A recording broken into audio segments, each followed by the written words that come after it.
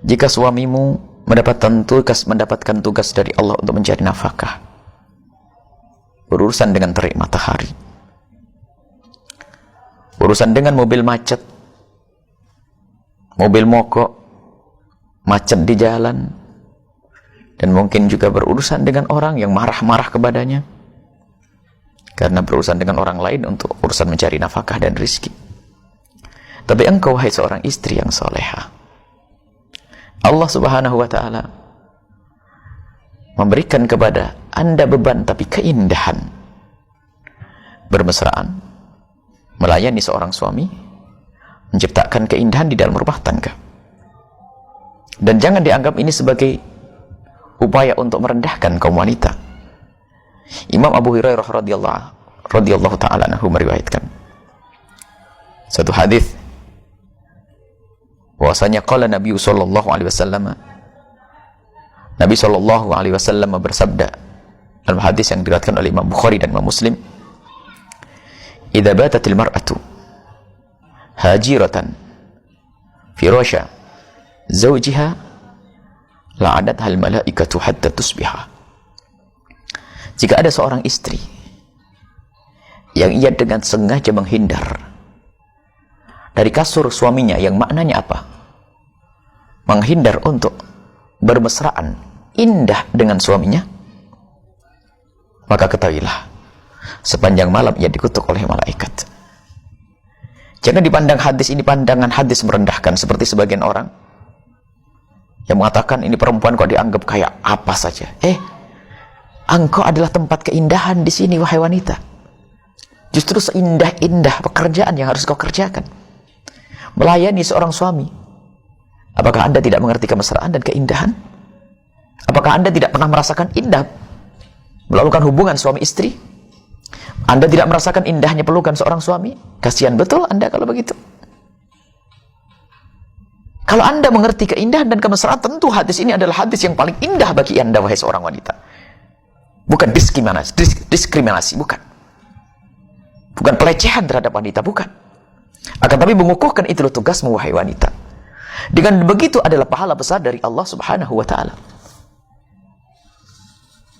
Itulah wanita yang dikatakan sebagai wanita salihah. Fasalihatu qanitatun. Dalam riwayat Al-Quran disebutkan fasalihatu qanitatun, wanita-wanita salihah, yang dia adalah patuh menjalankan tugas-tugas agama, diantaranya adalah tugas kepada suami. Dan memang ada kalanya seorang istri mungkin dalam keadaan uzur, wajar. Tapi menolaknya karena uzur, bukan karena ogah-ogahan. Dari Abi Hurairah radhiyallahu taala anhu juga, Rasulullah sallallahu alaihi wasallam bersabda, "Idza da'a ar-rajul imra'atahu." Jika seorang laki-laki menginginkan istrinya lalu dipanggil untuk keindahan ila firashihi, bukan untuk berantem, bukan untuk main tempeleng, tidak, ila firashihi. Istri yang diajak ke kasurnya, ngajak kemana ini? Bukan diajak nyangkul di sawah, bukan. Bukan diajak memikul batu, bukan. Diajak ke kasur. Fabata ghadbanat, ataunya istrinya itu ogah-ogahan sampai suami itu marah, naik pitam. Alaiha, kepada wanita tersebut, la'anathal malaikat. Suami marah. Karena mungkin suami di luar ketemu dengan bermacam-macam godaan.